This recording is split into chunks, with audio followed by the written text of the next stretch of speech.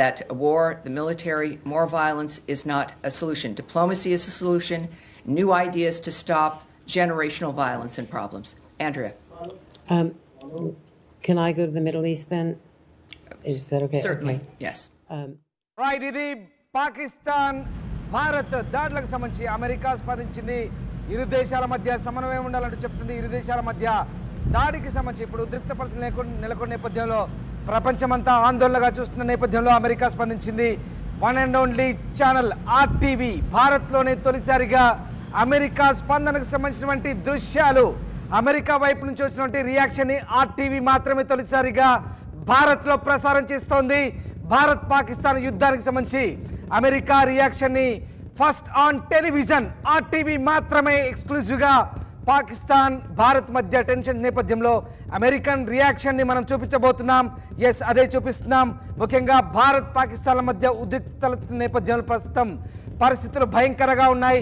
ఈ నేపథ్యంలో తమ ఎన్ఎస్ఏ మార్క్ రూబియో ఇరు దేశాలతో కూడా మాట్లాడారంటూ చెప్తున్నారు. ఇరు దేశాలు కూడా శాంతి సామరస్యంతో సమస్యను పరిష్కరించాలంటూ చెప్తున్న పరిస్థితి కనబడుతుంది. దక్షిణాసియాలో ఈ టెన్షన్స్ పెరగకుండా ఇరు దేశాలు కూడా, ఎందుకంటే ఇరు దేశాలు కూడా న్యూక్లియర్ కంట్రీస్ కాబట్టి చాలా ఖచ్చితంగా జాగ్రత్తగా వ్యవహరించాలంటూ అటు అమెరికా కూడా సూచిస్తున్న పరిస్థితి కనబడుతుంది. మరోవైపు పాకిస్తాన్ ఎలాంటి దుస్సాహసానికి కూడా ఒడిగట్టొద్దంటూ అమెరికా పాకిస్తాన్ హెచ్చరిస్తున్న పరిస్థితి కనబడుతుంది. ఎస్, తాజా అప్డేట్ చూస్తున్నాం. ముఖ్యంగా ఇండియన్ నేవీ చాలా అగ్రెసివ్గా చొచ్చుకుపోతుంది. పాకిస్తాన్ ఉక్కిరి బిక్కిరి చేస్తుంది. భారత్ ఇప్పటికే కరాచీ ఎయిర్పోర్ట్ని పూర్తిగా ధ్వంసం చేసింది. కరాచీ ఎయిర్పోర్ట్ పూర్తిగా ధ్వంసమైంది. 26 భారత యుద్ధ నౌకలు ఇప్పుడు పాకిస్తాన్పై విరుచుకుపడుతున్నాయి. ఇప్పటికే కరాచీపై ఐఎన్ఎస్ విక్రాంతి దాడి చేసింది. ఇక సముద్రంలో భారీగా ఆర్మీ షిప్లు మోహరించింది. అరేబియా సముద్ర వ్యాప్తంగా కూడా ఆర్మీ షిప్స్ అలాగే నేవీ షిప్స్ అన్ని కూడా పూర్తిగా అలర్ట్ అయిన పరిస్థితి కనబడుతూ ఉంది. టఫ్ ఫైట్ అయితే కొనసాగే అవసరం. ముఖ్యంగా పాకిస్తాన్ అయితే భారత్ ఉక్కిరి బిక్కిరి చేసిన పరిస్థితి కనబడుతూ ఉంది. ముఖ్యంగా మనం 3 ఎయిర్ క్రాఫ్ట్లను కూర్చివేశాము. ఒక F-16 అలాగే ఒక JF-17S 2 ఫ్లైట్ని కూర్చివేసిన పరిస్థితి కనబడుతుంది. ఈ నేపథ్యంలో ప్రస్తుతం ఇప్పటికే కరాచీపై ఐఎన్ఎస్ విక్రాంత్ దాడి చేసిన నేపథ్యంలో అటు పాకిస్తాన్లో అంతర్గతంగా దాడులు కొనసాగుతున్నాయి. బలూచిస్తాన్ లిబరేషన్ ఆర్మీ క్వెట్టాలోని ఫ్యూయల్ స్టేషన్స్ పై దాడి చేసింది.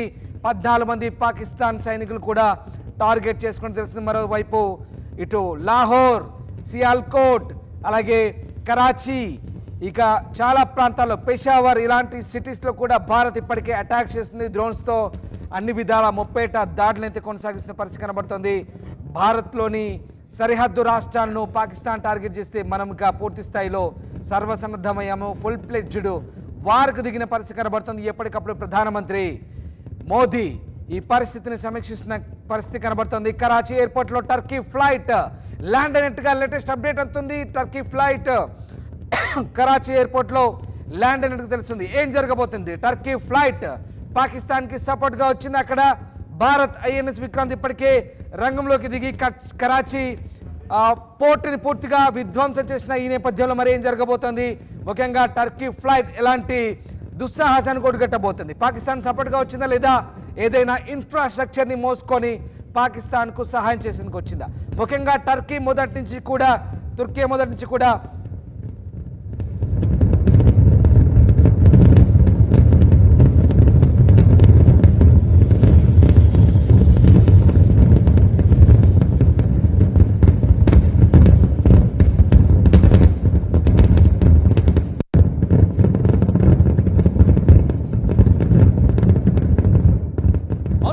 విజువల్స్ మీరు చూస్తున్నారు.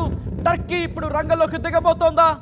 ఇప్పుడు భారతదేశం మీద ఇటు పాకిస్తాన్ కుతంత్రాలకు పాకిస్తాన్కి ఇప్పుడు బాసటగా ఆపదలో ఆదుకునేందుకు టర్కీ రంగంలోకి దిగబోతోందా అంటే దాదాపుగా అటువంటి సంకేతాలే కనిపిస్తున్నాయి. ఎందుకు నేను ఈ మాట అంటున్నానంటే మీరు గమనిస్తే కనుక టర్కీకి సంబంధించి కార్గో విమానం ప్రస్తుతం పాకిస్తాన్లో ల్యాండ్ అయినట్టుగా తెలుస్తోంది. గత కొద్ది రోజుల క్రితం చూసాం పాకిస్తాన్కి సంబంధించి టర్కీ ఆ విమానం అక్కడికి చేరుకున్న సందర్భంలో కార్గో విమానంగా చెప్పుకొని దాంతోపాటు ఏముంది రీఫ్యూలింగ్ కోసం దిగానంటూ టర్కీ చెప్పుకొచ్చింది. ఆ తర్వాత అది కూడా ఎప్పుడు ఇటు భారతదేశం మీడియా దాంతోపాటు గ్లోబల్ మీడియా ఏం చెప్పుకొచ్చింది, ఏదో జరగబోతోంది సంథింగ్ ఫిషీ అన్న సందర్భంలో అప్పుడు రియాక్ట్ అయింది టర్కీ. ఆ తర్వాత మీరు చూస్తే F-512 అనే యుద్ధ వాహక నౌకని యుద్ధ వాకనౌక యుద్ధ నౌక అనుకుంటా, బహుశా వాకనౌక క్లారిటీ ఐడియా లేదు, బట్ F-52 అని F-512 అనే యుద్ధ నౌకని ఇటు పంపించింది పాకిస్తాన్కు. అప్పుడు పాకిస్తాన్ ఏంది గుడ్ విల్ జెస్చర్గా వచ్చింది అంటూ కూడా చెప్పుకొచ్చింది. కానీ ప్రపంచానికి తెలియదా? టర్కీ నాటకాల గురించి ప్రపంచానికి తెలియదా? ఎందుకంటే టర్కీ ఎందుకు సపోర్ట్ ఇస్తుందంటే నేను చెప్తా. టర్కీ ఇక్కడ సపోర్ట్ ఇవ్వడానికి కారణం ప్రధానంగా ఇక్కడ టర్కీ ఎమ్యునేషన్ సప్లైలో, ఎమ్యునేషన్కి సంబంధించి వాళ్ళకి ఆయుధ సరఫరాలో కీలకంగా మారింది టర్కీ. ఏ స్థాయిలో కీలకంగా మారిందో కూడా నేను చెప్తా. వాళ్ళ గుట్టు ఇప్పుడు రట్టు చేసే ప్రయత్నం చేద్దాం. ఇక్కడ చైనా, ఫ్రాన్స్, రష్యా, టర్కీ ఈ 4 ప్రధానమైన supplies. These are the 4 major suppliers of Pakistan. Ammunition గురించి వచ్చినప్పుడు టర్కీ, చైనా, ఫ్రాన్స్, రష్యా, దాంట్లో చైనా లీడింగ్ ఉంది, టర్కీ కూడా అంతవరకు ఉండింది. ఇప్పుడు టర్కీ రంగంలోకి దిగడానికి కారణం ఇదే.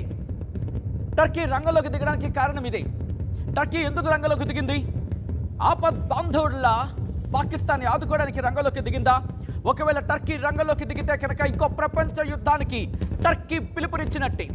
గుర్తుపెట్టుకుని, బహుశా టర్కీకి భాష అర్థం అవ్వకపోయినా భావం అర్థం అవుతుందేమో. టర్కీ నువ్వు గుర్తుపెట్టుకో, అనవసరంగా నువ్వు మధ్యలో దూరకు.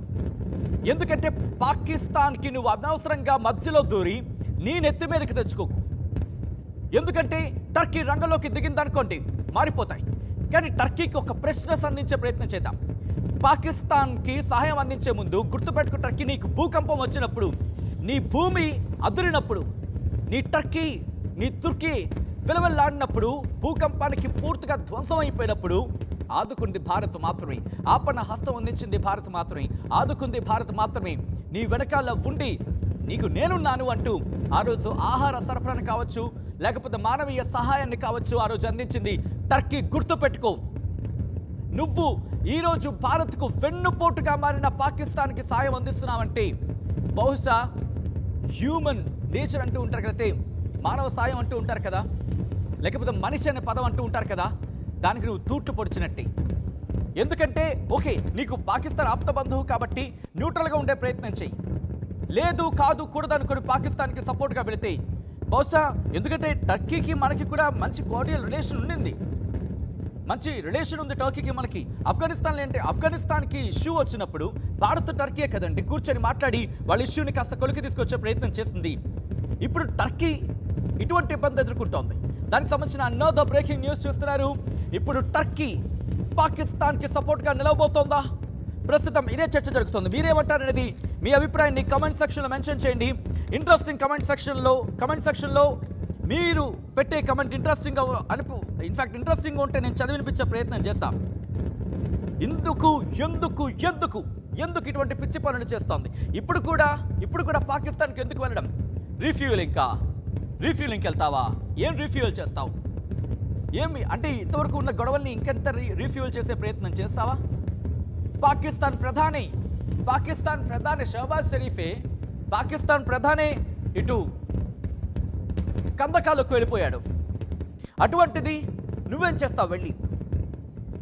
గుర్తుపెట్టుకో, పాకిస్తాన్ ఈరోజు నీకు ఆఖరి గడియలు. ఆరంభం నీ అంతటి నువ్వే ప్రారంభించుకున్నావు, నువ్వే రిబ్బన్ కట్ చేసుకున్నావు. అంతం ఆరంభం నువ్వు చేసావు, అంతం భారత్ చేసి చూపిస్తుంది. ఇక్కడ టర్కీ గురించి మాట్లాడుకునే ప్రయత్నం చేస్తే వాళ్ళ సప్లైస్ విషయంలో వచ్చినప్పుడు చైనా JF-17 లాంటివి ఇచ్చింది. యుద్ధ వాహన నౌకరికి సంబంధించి టర్కీని కాస్త సాయం అందించే అడిగే ప్రయత్నం చేసింది. F-12 ఐ రిక్వెస్ట్ టీమ్, ఒకవేళ F-512 వచ్చినప్పుడు వాళ్ళు ఇచ్చిన బిల్డప్ చూపించే ప్రయత్నం చేద్దాం.